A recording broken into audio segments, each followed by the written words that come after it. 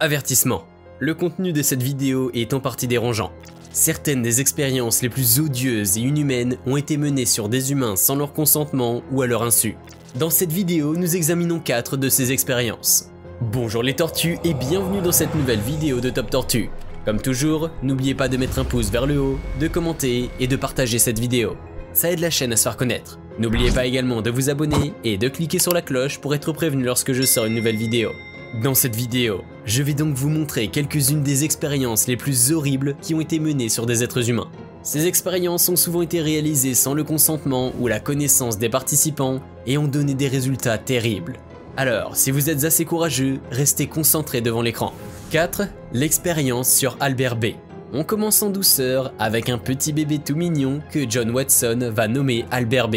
Il a 9 mois lorsque le psychologue, pas très sain d'esprit apparemment, initie une expérience pour comprendre les phobies. Pour ce faire, il va se baser sur les études d'Ivan Pavlov.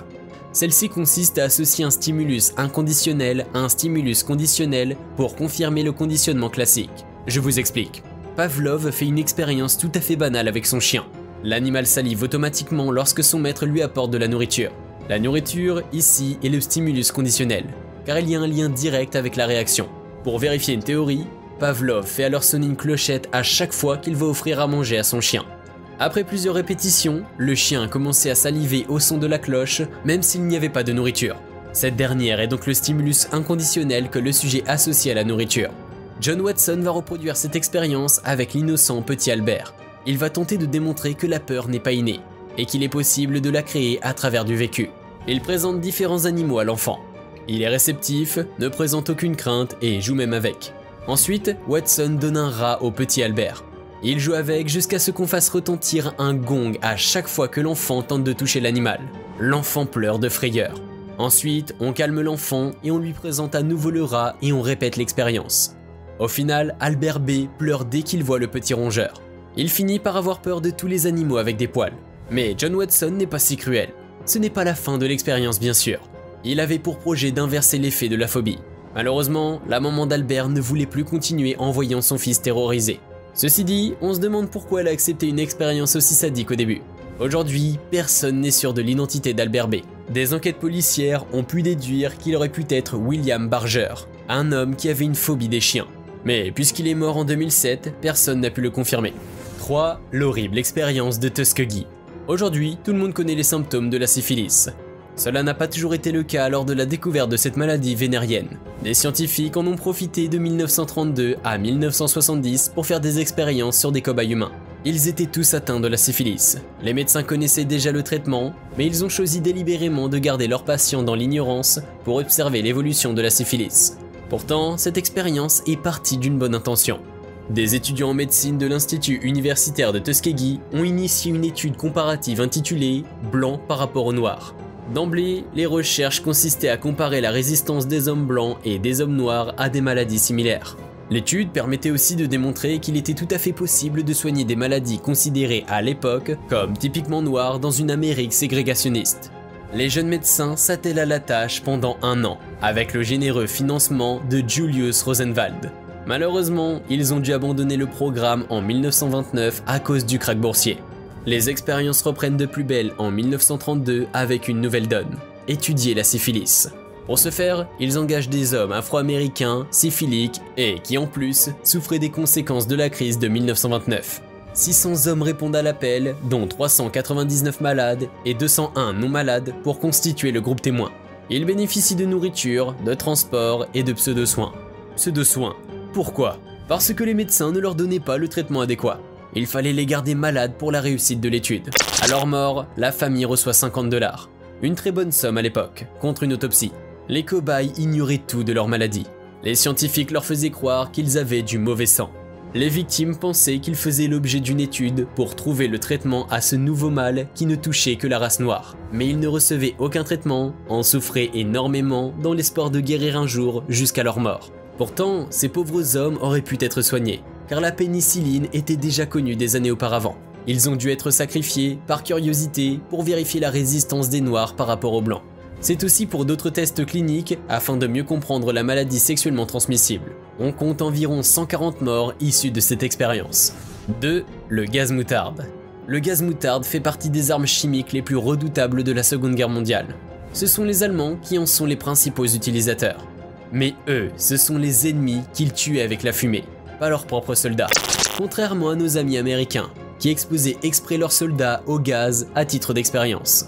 Mais bien sûr, les Américains ne faisaient pas endurer ce supplice à tout le monde. Ça aurait été trop inhumain. Ils se servaient des Afro-Américains et des Portoricains comme cobayes. Ces hommes étaient contraints de travailler pour le bien de tous, sous peine de renvoi ou d'emprisonnement. Mais bon, vu le sort qui les attendait, après le contact avec le gaz moutarde, on se demande quel châtiment est le pire. En effet, il était possible de mourir d'une exposition au gaz moutarde après des semaines d'atroces souffrances.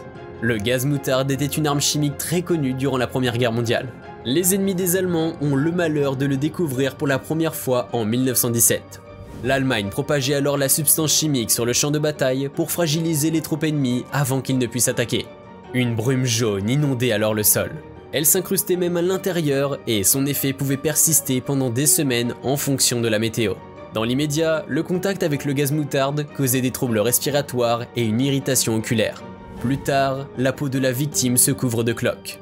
Elle est ensuite sujette à des hémorragies internes et externes, puis à des douleurs pulmonaires et abdominales. Une infirmière, témoin de la souffrance de soldats, écrit une lettre pour pousser l'armée à arrêter la guerre.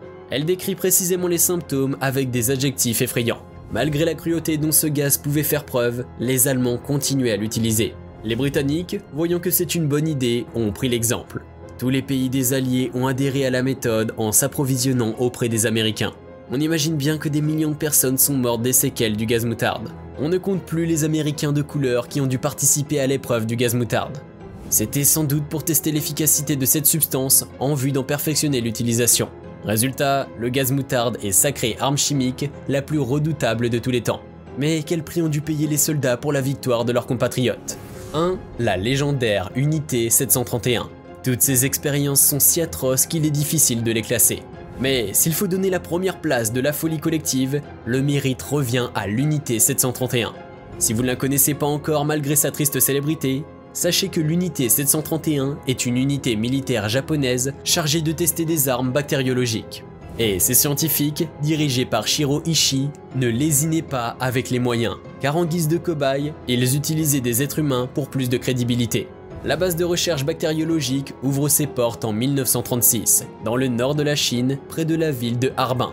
Officiellement, l'unité réalise des recherches pour la prévention des épidémies et la purification de l'eau. Il fallait quand même se douter que 150 bâtiments sur 6 km² dans les années 30 pour une cause écologique, il y a de quoi se poser des questions.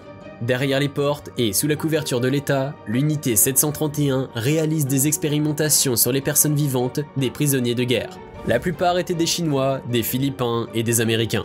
Il y avait des hommes, des femmes et même des enfants. Les scientifiques leur faisaient passer différents tests, aussi éprouvants les uns que les autres, jusqu'à ce que la mort s'ensuive. Comme les Japonais ne les considéraient pas comme des êtres humains, mais des rats de laboratoire, les cobayes subissaient des vivisections de leur vivant sans anesthésie. Ces expériences avaient surtout pour objectif d'observer la résistance de l'homme pour préparer l'armée à la guerre. Les scientifiques amputaient alors des personnes pour mesurer le volume de sang perdu jusqu'au décès. Ils pouvaient aussi les brûler ou les congeler. Mais il ne faut pas oublier que l'unité 731 est une base de recherche bactériologique. Les scientifiques n'hésitaient pas à inoculer exprès des virus chez les patients. Ces derniers étaient ensuite disséqués pour observer les dommages sur les tissus et les organes.